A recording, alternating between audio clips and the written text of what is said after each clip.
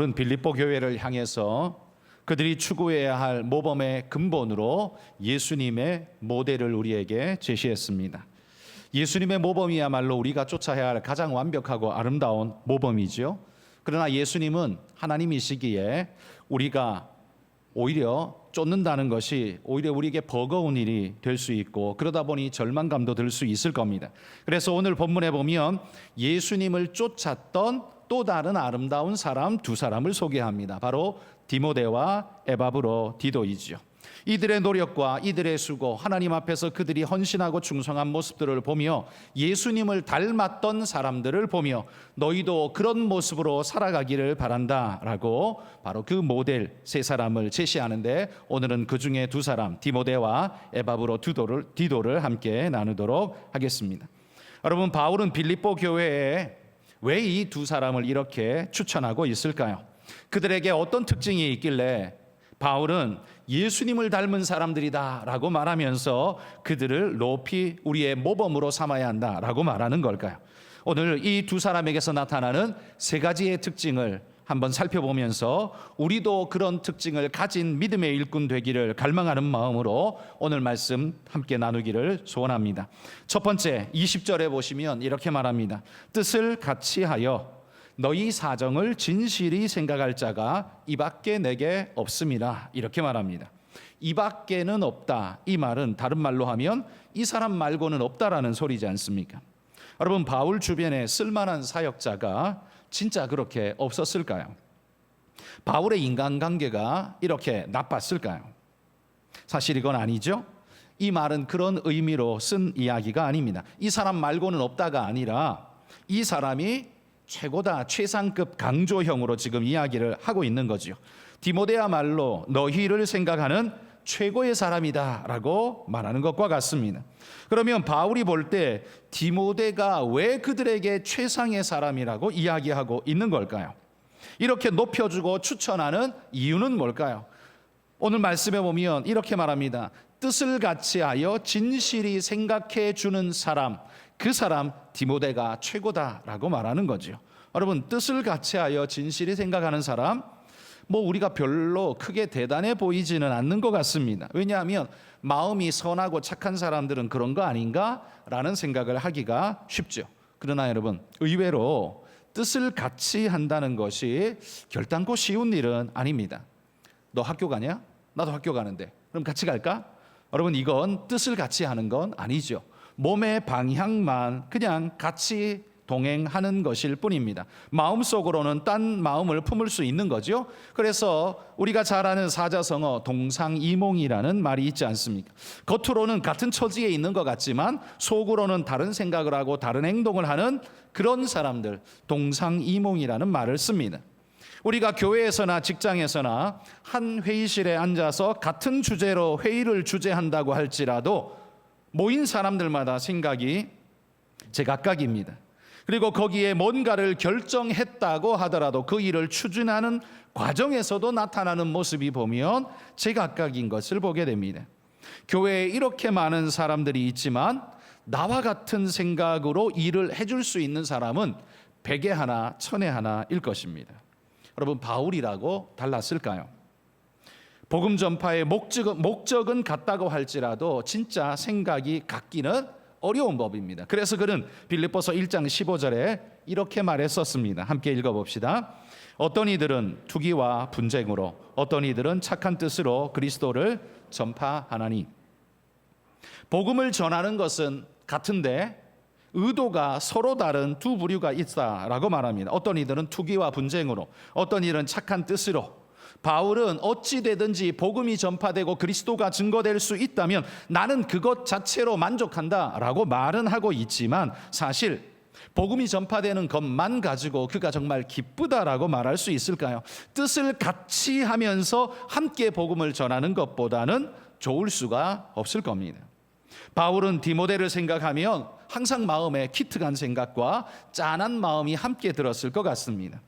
자신을 아버지같이 따르고 있는 모습은 참으로 감사하고 기특한데, 자기를 나타내지 않고 오로지 순종으로 섬겨주는 그 모습을 보고 있노라면 또 위장병도 잘나서 네가 속에 잘나는 병을 위해 포도주를 종종 쓰라라고 바울이 말하지 않습니까? 그렇게 속도 좋지 않고 불편함에도 불구하고 애써 순종하려는 그 모습을 보면 짠한 마음까지 아마 바울이 들었을 겁니다. 그러나 그 모습이, 바로 그 충성스러운 모습이 바울로 하여금 디모데라는 사람을 평가할 때 가장 위대한 평가를 내리고 교회에 추천할 때 이만한 사람이 없다라고 말해줄 수 있는 요건이 되었다는 거죠. 뜻을 같이 하는 자. 여러분, 이게 얼마나 위대한 평가입니까? 여러분, 뜻을 같이 하는 건 절대로 쉽지 않습니다. 여러분들은 여러분의 직장에서 혹은 여러분의 교회에서, 여러분의 공동체에서 뜻을 같이 하는 자라는 평가를 받으십니까? 여러분, 그렇게 하고 계십니까? 이게 여러분 우리에게 얼마나 어려운 일인지 모릅니다. 왜냐하면 누구에게나 본성은 내 뜻에 네가 맞춰라, 이게 사람의 보편적인 마음 바탕입니다. 내 뜻에 네가 맞춰라, 이게 보통의 기본인데, 그래서 오늘날 세상 사람들은 우리의 주머니를 열고자 뭐라고 말합니까? 당신의 선택은 항상 옳습니다라고 우리를 항상 띄워놓습니다. 에드벌룬처럼 붕 띄워놓고 그 주머니를 열게 만듭니다. 그러나 여러분, 그런 말 듣고 자란 우리는, 그런 말 듣고 살아가는 우리는 내 뜻을 그에게 맞추고 그와 함께 하는 것, 이건 결단코 쉬운 일이 아닙니다. 오히려 내 뜻에 네가 맞추는 게 정의라고 우리는 마음속에 이미 굳어지도록 생각해버리는 사람이 된 거죠. 그러면 여러분, 디모데에게는 뜻이 없어서, 뇌가 없어서 무조건 바울이 시키는 대로 하고 그렇게 살았을까요? 디모데라고 여러분 왜 뜻이 없겠습니까? 그러나 디모데가 그럴 수 있었던 이유가 뭡니까?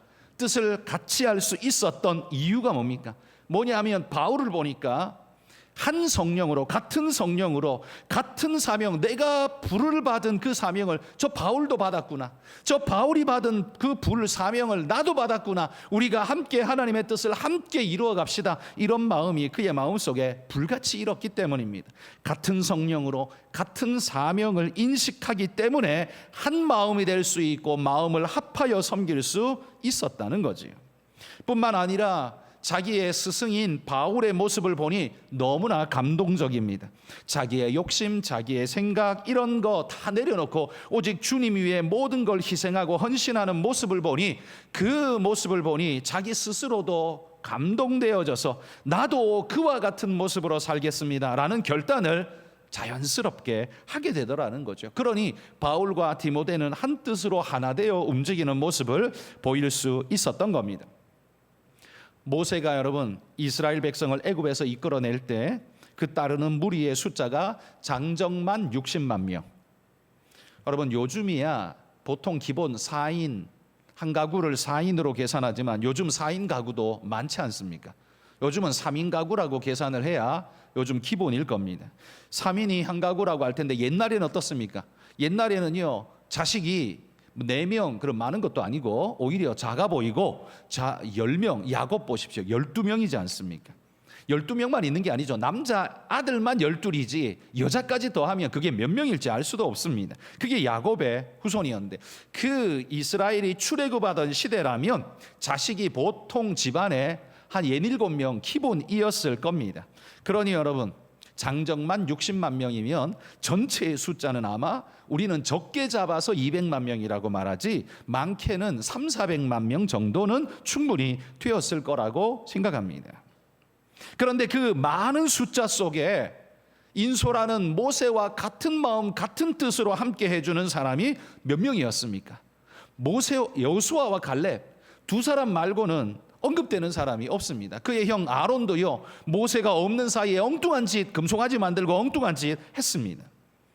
그 수백만 명 중에 모세와 같은 마음으로 함께 한 방향으로 힘써 달려준 사람은 여호수아와 갈렙밖에 없었다는 말이에요. 오죽하면 성경은 여호수아를 모세의 수종자라고 불렀을까요? 그만큼 여러분 뜻을 같이 한다는 건 쉬운 일이 아닌 겁니다. 교회 안에도요 복음을 위하여라는 구호는 모두가 다 똑같습니다. 교회 안에 있는 사람은 전부 다 하나같이 복음을 위하여, 하나님을 위하여라고 말합니다. 그런데 그 구호 아래, 그 같은 구호 아래 우리의 행동 패턴은 모두가 천차만별입니다. 그럼 어떻게 해야 하나가 될 수 있을까요? 여러분, 뜻을 같이 하기 위해서는요, 내가 죽어야 합니다. 나를 내세우는 사람은 절대로 뜻을 같이 하지 못합니다. 그 사람은 내 뜻을 따르라 이렇게 말할 수는 있어도 합치하기는 어렵습니다. 여기서 예수님의 제자들처럼 누가 크냐를 생각하기 시작하면요, 교회 안에 뜻을 같이 하는 건 불가능한 일이 됩니다. 그렇기 때문에 여러분, 이렇게 한번 생각해 보십시오. 사탄이 교회를 회방하고 이 교회를 파괴시켜 버리려면 뭐 큰 일을 할 필요가 없습니다. 그냥 우리 귀에 속삭이기를 누가 크냐 이 생각만 집어넣으면 되는 겁니다. 야, 너보다 쟤가 뭐가 나? 네가 더 낫지. 쟤 별거 아니야. 뒤로 꼬무니, 뒤로 엉뚱한 호박씨 까고 쟤 더러워. 아니야 라고 말하면서 내 귀에다가 속삭이기만 해도, 이 모든 사람에게 그렇게 속삭이기만 해도 교회는 하나 되지 못하고 분열될 것이며 그냥 깨져버리고 파산에 이르게 될 겁니다. 그러나 반대로 여러분, 우리 교회뿐만 아니라 모든 교회들, 여러분이 방문해 본 모든 교회들을 유심히 한번 이렇게 지켜보십시오. 그 교회를 세워가고 발전시키고 그 교회가 교회 되도록 만드는 중요한 역할을 하는 사람들은요, 누가 크냐를 따지는 사람들이 절대 아닙니다. 그 사람들은 교회를 성장하게 못하고 오히려 회방꾼들입니다. 교회를 성장하게 하고 교회 하나 되게 하는 사람은 다 하나같이 성령으로 거듭난 사람들이고 성령 안에서 자기를 비운 사람들만 그 일을 할 수 있습니다. 주님처럼 자기를 비운 사람만 그 일을 할 수 있다는 말이에요. 자기를 고집하지 않고요, 그렇게 주님 앞에 자기를 내려놓고 살아갑니다. 왜요? 주님도 그러셨기 때문이죠. 우리가 지난주에 살펴본 빌립보서 2장 6절은 그렇게 말하지 않았습니까? 그는 근본 하나님의 본체시나 하나님과 동등됨을 취할 것으로 여기지 아니하시고, 그는 근본 하나님의 본체시나, 이 말은 자격, 조건이 충분함에도 불구하고, 그렇게 인정받는 것이 당연함에도 불구하고 주님은 어떻게 했다고요? 동등됨을 취할 것으로 여기지 아니하시고 스스로 그걸 포기하시고 내려오셨다라고 말하고 있습니다. 여러분, 자격이 충분하기 때문에 내려오는 겁니다. 자격이 없는 사람은 내려온 게 아니라 원래 그런 거고요, 원래 내려가야 되는 게 당연한 거고요, 내려온 게 아니죠. 원래 그런 거고 예수님은 내려가신 겁니다. 그런데 그 모습을 닮아서 지금 디모데도 어떻습니까? 그 어려운 걸 해낸 사람이라는 말입니다. 자기에게 자격이 있고 자기에게 수준이 있음에도 불구하고 그 모든 생각과 모든 걸 주님 앞에 다 내려놓고 헌신하고 충성하는 낮은 모습의 섬김을 이루어낸 사람, 그게 지금 디모데라는 말이죠. 바울이 그를 추천하면서 이 외에 다른 사람이 없다라는 식으로 최상급 강조형으로 소개하고 있는 모습을 보십시오. 디모데가 진짜 그랬다는 말이에요. 여러분, 우리 성도님들도 뜻을 같이 하여 한 마음으로 나아가는 것을 추구하시기를 부탁드립니다. 여러분, 제가 예전에 이런 이야기를 우리 교회뿐만 아니라 다른 데서도 이런 이야기를 종종 듣는데요, 정치에 심취한 사람들이 종종 이런 말을 하는 것 같습니다. 교회 안에서 야당 역할을 누가 해야 한다 그러면서 항상 비토하고 토를 다는 역할을 누군가가 합니다. 여러분, 그렇게 하면 어떤 일이 벌어지는 줄 아십니까? 그렇게 되면 여의도를 벗어날 수 없습니다. 이 교회도 여의도 꼴 나는 겁니다. 여러분, 저도 50년 인생 살면서 여의도가 마음에 든 적 한 번도 없습니다. 여당과 야당이 뜻을 합해서 한 마음으로 서로 화목하고 아름다운 모습 보여준 적 없잖아요. 무슨 사건이든 일일이 꼬치꼬치 무조건 반대하잖아요. 야당의 목표는 무조건 반대인 것처럼 합니다. 그러나 야당의 목표는 무조건 반대가 아니죠. 제가 얼마 전에 정말 놀라운 광경을 우리가 함께 봤죠. 뭐냐 하면 국회에 우리 장애를 가진 의원이 이 연설을 한번 했지 않습니까? 국회에서. 그때 놀랍게도 여당이고 야당이고 간에 함께 박수를 치면서 일어나 박수를 치면서 하나 되어진 모습을 보여줬습니다. 저는 제 인생 50년에 처음 본 인생 모습입니다. 우리나라 정치에 이런 게 있었나? 제가 정말 갈망하고 기대했던 게 그거였습니다. 아무리 야당이라도 여러분, 야당은 여당 야당 항상 뒤집어지니까 누구를 지칭해야 하는 말이 아닙니다. 야당은 무조건 반대하는 게 야당입니까? 아닙니다. 건강하게 만들기 위해서 옳지 않은 것을 지적하고 바르게 가자라고 하는 게 그 야당이어야 되지 않습니까? 그렇다면 옳게 간다면 박수를 쳐줘야 할 때도 있지 않나요? 그런데 그런 거 본 적이 있습니까? 저는 한 번도 본 적이 없습니다. 우리 정치사에 그런 거 한 번도 본 적이 없습니다. 그러니까 여러분, 그 모습 닮아가는 게 옳습니까? 아닙니다. 제가 그럴 때마다 이런 말씀 드립니다. 여러분 가정에는 야당이 누굽니까? 묻습니다. 가정엔 야당이 없습니다. 야당같이 권면하고 혹은 콕 찌르는 사람이 있을 뿐이지 야당은 없습니다. 다 하나일 뿐이에요. 그게 가족이잖아요. 가족은 누구를 비토하고 박살내려고 존재하는 존재가 아니잖아요. 교회도 마찬가지입니다. 교회는 큰 가족입니다. 그래서 여러 사람이 모였기 때문에 건강하려면 여당도 있어야 되고 야당도 있어야 된다, 이렇게 말합니다. 논리의 구조는 틀리지 않아 보입니다. 그러나 여러분, 우리에게 이미 인식된 야당은 어떤 개념입니까? 무조건 반대. 이게 야당이잖아요. 이게 야당이잖아요. 그걸 원하십니까? 그렇게 하면요, 성경이 우리에게 권면하고 있는 하나되라고 합치하라고 말하는 말씀은 절대로 이룰 수 없는 물 건너간 이야기가 될 뿐입니다. 그게 성경적입니까? 그게 신앙적입니까? 우리는 아무 생각 없이 주를 따르라, 하나되라, 네 생각은 무조건 지워라, 성경이 그렇게 말하는 게 아니에요. 그럼 누구한테 맞추나요? 목사한테 맞춥니까? 아니요, 하나님께 맞추십시오. 목사가 하나님께 맞추고 여러분도 하나님께 맞추면 우리는 하나 될 수 있습니다. 디모데가 바울에게 맞췄겠습니까? 아닙니다. 디모데는 하나님께, 주님께 맞추고, 보니까 바울도 주님께 맞추고, 그러니까 둘이 하나 될 수 있는 겁니다. 여러분, 우리는 주님 안에서 뜻을 같이 하며 하나 되는, 그렇게 함께 나아가는 일꾼이 되셔야 합니다. 사탄은 세상에서 우리에게 이렇게 말하죠. 네 생각이 진리야, 네 생각대로 하면 돼 라고 부추기지만 우리는 압니다. 우리의 생각은 절대 진리가 될 수 없다는 걸 우리 모두는 인정합니다. 왜냐하면요, 인간의 지식은 한마디로 말해 점의 지식일 뿐입니다. 점의 지식, 점을 가지고는 평균을 낼 수가 없습니다. 점의 지식입니다. 오늘밖에 못 사는, 내일은 모르는, 영원은 더더욱 모르는, 그리고 내 환경에, 내 조건 속에서만 내가 아는, 다른 곳에서 일은 나는 모르는, 여러분, 이게 우리의 모습 아닙니까? 내일을 알지도 못하고 100년 후의 일도 알지 못합니다. 그나마 보완책이 뭐예요? 역사를 알아서 과거를 더 짚어보고 과거와 오늘을 줄지어서 그러면 어떻게 가는 게 옳은가, 이 정도만 추론할 수 있습니다. 그러나 우리는 내일을 모르고 영원을 모릅니다. 영원은 더더욱 모르죠. 사후는 더더욱 모릅니다. 그러니 우리는 진리가 될 수 없죠. 우리의 생각은. 여러분, 우리는 지식을 가졌으나 단순한 점의 지식만 있을 뿐입니다. 진리라고 말하기엔 절대 불가한 미약한 지식일 뿐입니다. 그러기에 여러분, 우리는 영원을 아시고 또한 영원을 사시며 또한 영원토록 모든 것을 하실 수 있는 그 주님, 그 주님의 말씀이 진리된다는 사실을 믿고 따라가는 것입니다. 주님 안에서, 복음 안에서 뜻을 같이 하는 그런 주님께 여러분의 뜻을 맡기고 그렇게 따라가는 그런 우리 성도님들이 되시기를 축복합니다. 두 번째, 이 디모데와 에바브로 디도에게 나타나는 두 번째 아름다운 모습은 22절에 보시면 끝에 이렇게 말합니다. 나와 함께 복음을 위하여 수고한 자라, 이렇게 소개하고 있습니다. 나와 함께 복음을 위해 수고했습니다. 그런데 조건이 있습니다. 자식이 아버지에게 함같이 그가 했다라고 말합니다. 누가요? 디모데가요.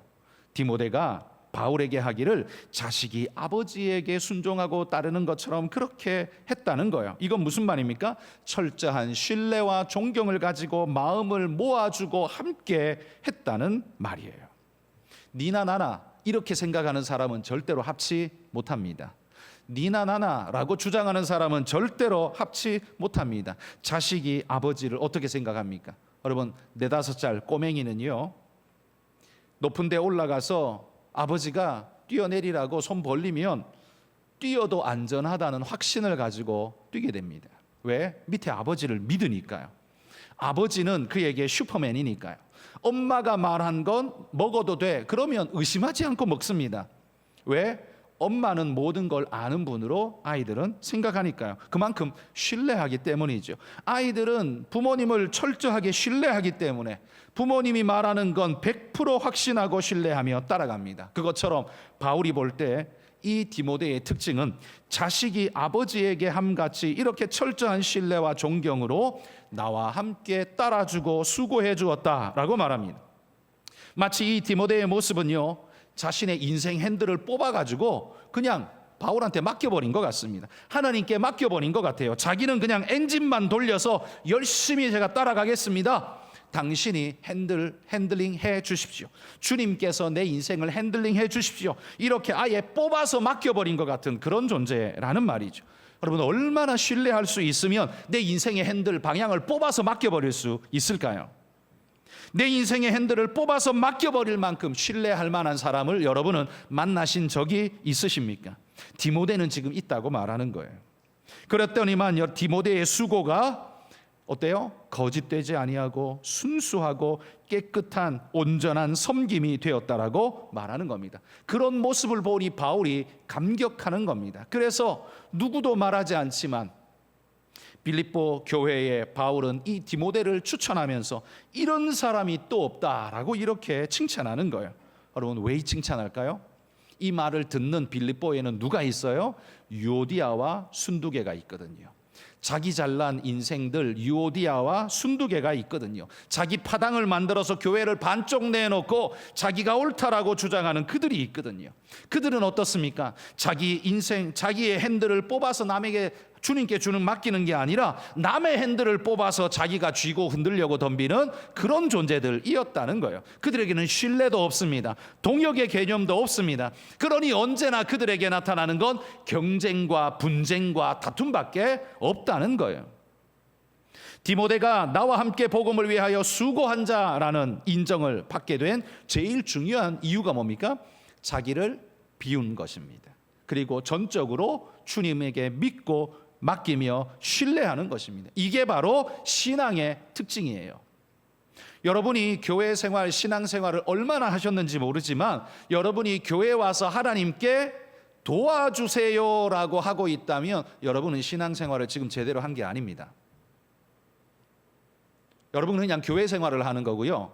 신앙 생활을 제대로 하는 게 아닙니다. 뭐냐 하면 하나님 도와주세요라고만 하는 거, 내 자리에 내가 뿌리박고 내 기준, 내 생각, 내 의지, 내 모든 뜻을 뿌리박아 놓고 거기에 가는 길에 필요하니까 하나님께 약간씩 구하고 있는 것일 뿐입니다. 여러분, 그건 신앙이 아니에요.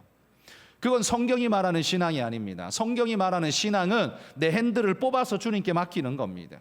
그분께 맡기고 내가 따라가는 것입니다. 그게 신앙이에요. 여러분 자신 한번 돌아보십시오. 여러분은 이 디모데처럼 자기를 버리고 비우고 전적으로 그분을 신뢰하며 그분께 내어 맡기고 있습니까? 그게 진짜 신앙이라는 겁니다. 교회 오니까 마음이 편안하십니까? 오래 다녔으니까 그럴 수 있습니다.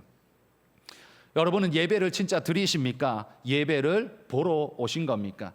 여러분 눈이 예배를 보고 있다면 그건 아무것도 아닙니다. 예배가 뭔 줄 아십니까?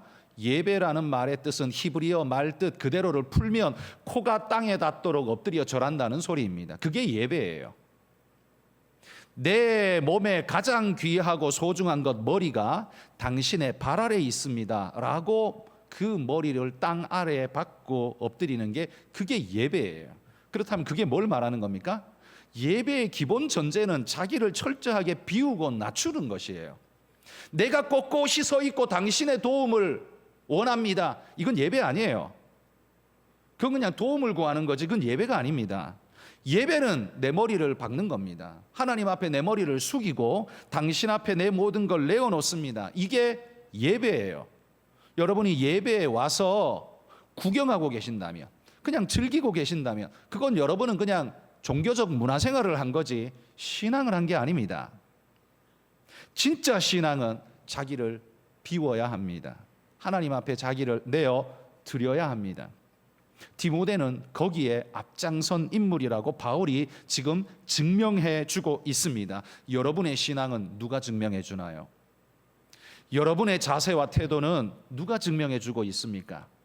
여러분, 주님께서 여러분 앞장서서 팔 걷어붙이고 여러분의 신앙을 증명해 주실 수 있는 그런 멋진 분들이 되시기를 소망합니다. 주님께 자신을 내어 맡기고 비우시기를, 그렇게 자식이 아버지에게 함께함처럼 철저하게 모든 걸 내어 맡기고 신뢰하며 따라가는 그런 분들이 되시기를 축복합니다. 세 번째, 오늘 축복하는 모범이 되는 아름다운 모델, 이들의 세 번째 특징은요, 에바브로디도에게서 나타나는데요, 그는 빌립보 교회와 성도들을 향한 생각이 간절했던 자라고 말하고 있습니다. 바울이 다툼과 나님으로 분열되어 있는 교회에 모범으로 내세우는 세 번째 특징이 바로 교회를 향한 간절한 마음이 있느냐입니다. 에바브로디도는 그렇다는 거예요. 여러분, 이 에바브로디도는 빌립보 교회에 있었는데, 빌립보 교회가 바울이 투옥되었다고 하니까요, 당신이 가서 이 헌금을 모아가지고 당신이 가서 옥바라지도 좀 하시고, 그리고 이 바울 선생님 필요한 거 있으면 당신이 좀 도와주시고, 아프시면 병간호도 하시고, 당신이 가서 좀 수년 동안 이 투옥이 언제까지 진행될지 모르지만 당신이 계속해서 좀 돌봐주십시오. 그렇게 파송을 한 거예요. 그렇게 갔습니다. 갈 때는 건강했습니다. 그런데 바울에게 와서, 로마에 와서 이 에바브로디도가요, 병에 들었습니다. 그냥 감기 곧불에 걸린 정도가 아니라 죽을 병에 걸렸습니다. 그래서 사경을 헤매게 된 겁니다. 그때 에바브로디도는요, 그 자기가 사경을 헤매면서도 입으로 내뱉는 근심과 걱정은, 내가 언제나 이 병을 떨고 일어날까, 이게 아니라, 건강 걱정이 아니라 나 때문에 교회가 걱정할까 봐 걱정입니다. 이게 에바브로디도의 교회 걱정이었다는 말입니다. 파송한 교회 걱정으로 누가 되지 않을까 늘 마음 졸이고 있는 게 그게 에바브로디도였어요. 그래서 에바브로디도는 바울에게 나의 병든 소식을 교회에 알리지 말아 주십시오, 이렇게 부탁까지 한 것입니다. 바울이 이 병든 소식을 언제 알리게 되는 줄 아십니까? 죽음의 고비를 넘기고 나서 이제 웬만큼 회복되었구나, 이제 일어났구나, 이렇게 되었을 때, 그때서야 비로소 빌립보 교회에 에바브로디도가 병들었던 소식을 알리게 됩니다. 교회가 걱정할까 봐 에바브로디도 손에 이 빌립보서를 써서 보내면서, 걱정하지 마라, 에바브로디도는 이렇게 건강하게 일어났고 너희를 향한 사랑이 내가 보니까 정말 눈물 날 만큼 감동적이더라, 이렇게 지금 써보내고 있는 것입니다. 이런 충성스러운 모습에 바울이 감동한 것이 분명합니다. 이렇게까지 하는 에바브로디도의 모습이야말로 교회를 향한 주님의 모습을 꼭 닮았다라고 바울이 본 거라는 거죠. 유오디아와 순두계 갸파로 나뉘어진 빌립보 교회가 모범으로 삼아야 할 모습, 그건 바로 디모데와 에바브로디도의 이 아름다운 모습이다라고 말하고 있는 겁니다. 여러분, 에바브로디도, 이 이름 말뜻 그대로를 풀자면 이런 의미라고 합니다. 아프로디테, 미의 신 비너스죠. 아프로디테의 사랑받는 자, 아프로디테의 사랑을 받는 자, 이런 이름의 뜻이 바로 에바브로디도라고 합니다. 이름만 보면 굉장히 이교적이지 않습니까? 아마 바울이 나중에 이렇게, 제가 바울이라면 이렇게 말할 것 같아요. 야, 너 지금 예수 믿고 변화된 지 하나님의 사람 된 지가 언젠데 지금 아직도 지금 그런 이교적인 이름을 쓰고 있어, 이름 바꿔. 저라면 그럴 것 같은데요, 성경에 보면 바울이 에바브로디도에게 이름 바꾸라고 말한 게 한 번도 없습니다. 그의 부모가 그를 낳을 때 아프로디테에게 온 예배하며 마음을 두고서 그를 낳고 이름을 그렇게 지었는지 모르지만, 오히려 부모는 그렇게 했지만 당사자인 에바브로디도는 지금 변하여 어떻게 됐어요? 하나님이 지극히 사랑하는 자로 뒤바뀌어졌음을 그가 보여주고 있는 겁니다. 본질적으로 자신의 이름의 의미를 스스로 바꿔버렸습니다. 옛날에는 아프로디테에게 사랑받는 자인지 모르지만 이제는 나는 하나님의 지극히 사랑받는 자입니다 라고 이름의 의미를 스스로 바꿔버렸다는 말이죠. 성도 여러분, 우리도 우리의 가문과 처지와 배경과 여건이 어떠할지라도 그것 때문에 내가 어쩌다, 여러분, 이렇게 핑계대지 말고, 뭐 때문에 못했다, 나라가 뭘 안 해줘서 내가 못했다, 이런 소리 그만하고 우리 삶의 배경과 여건과 환경 모든 의미를 하나님 안에서 바꾸어 가시는, 변화시켜 가시는 그런 역동적인 믿음의 사람들이 되시기를 소망합니다. 나는 무당의 아들로 태어났을지라도 하나님의 아들로 거듭나 쓰임받는 자가 되었다. 여러분, 이렇게 외치는 분들이 될 수 있기를 소망합니다. 내가 재벌집 막내 아들로 태어났을지라도 돈과 성공의 노예가 아닌 하나님의 아들로서 재벌집 아들이라도 이렇게 하나님 백성으로 이렇게 살 수 있다라는 걸 보여주는 그런 멋진 분들이 다 되실 수 있기를 소망합니다. 여러분, 우리는 2주간 동안 빌립보서 2장에 나오는 3명의 모범된 인물들을 살폈습니다. 예수님과 디모데와 에바브로 디도입니다. 그런데 이 세 사람의 공통점이 무엇입니까? 바울이 소개하고 있는 모범된 이들의 공통 분모가 있는데요. 그건 바로 자기를 비어라는 겁니다. 예수님의 특징이죠. 그런데 그걸 디모데와 에바브로 디도도 가지고 있는 겁니다. 나를 죽이고 그분을 높이는 것. 여러분, 이게 신앙인의 가장 아름다운 기본의 모습이라는 사실을 우리에게 보여주고 있습니다. 3명의 모범 인물, 3명의 바른 자세, 그것의 기본 시작은 자기를 비어라는 말이에요. 자기보다 하나님을 앞세웁니다. 그러니까 그들에게서 나타나는 삶의 태도가 뭐예요? 자세가 순종이 자연스럽게 나오는 겁니다. 왜? 자기보다 하나님을 앞세우니까 순종이 쉽게 나와요. 자기보다 형제들을 앞세우니까 그들의 삶에서 뭐가 나옵니까? 사랑이 나오는 겁니다. 자기를 앞세우지 않고 하나님을 앞세우니까 순종이 나오고요, 형제들을 앞세우니까 사랑이 나옵니다. 여러분, 순종과 사랑은 억지로 짜낸다고 나오는 게 아니라 하나님 앞에서 겸손한 마음으로 그 은혜를 깨닫고 자기를 낮추면 자동적으로 나오는 자세가 순종과 사랑이라고 성경이 가르쳐주고 있습니다. 이게 믿는 자의 아름다운 모습이라는 말이에요. 우리 안에 아름다움이 완성되지 못하는 가장 큰 이유가 뭡니까? 나 때문입니다. 낮아지지 않으면 뭘 합니까? 낮추는 자가 됩니다. 누구를요? 남을요. 그래서 계속 뒷담화하고 디스를 하면서 남을 그냥 꺾어내려고, 밟아내려고 뒤에서 계속 험담질하고 뭐라고 떠들어대고, 그것도 자기 동료를 만들어야 되니까 막 전화질하면서 그냥 자기 편을 만들어냅니다. 그런데 그게 얼마나 수치스러운 일인지 알아야 합니다. 그게 얼마나 부끄러운 일인지 알아야 합니다. 여러분, 내가 죽지 않으면 신앙의 역사가 일어나지 않습니다. 내가 겸손하게 무릎 꿇지 않으면 신앙의 역사 내 삶에 절대 일어나지 않습니다. 예수님, 디모데, 에바브로 디도, 이들과 다른 우리의 특징이 뭡니까? 합리적이고 과학적 이유를 들어서 성경의 가르침을 비껴나가면서도 그게 옳다라고 생각하는 것. 그게 여러분 오늘 이 시대 우리의 모습 아닙니까? 여러분, 우리가 똑똑하면 얼마나 똑똑하고 과학적이면 얼마나 과학적입니까? 여러분이 말하는 그 과학으로 하나님을 설명하려면 그 과학은 도대체 하나님의 몇 프로까지 설명해 줍니까? 어줍잖은 말로 하나님께 도전하지 말고, 여러분, 이제 우리는 잘난 척 그만하고 성경대로 살아가고 하나님 앞에 머리를 숙이는 겸손한 일꾼들이 되시기를 소망합니다.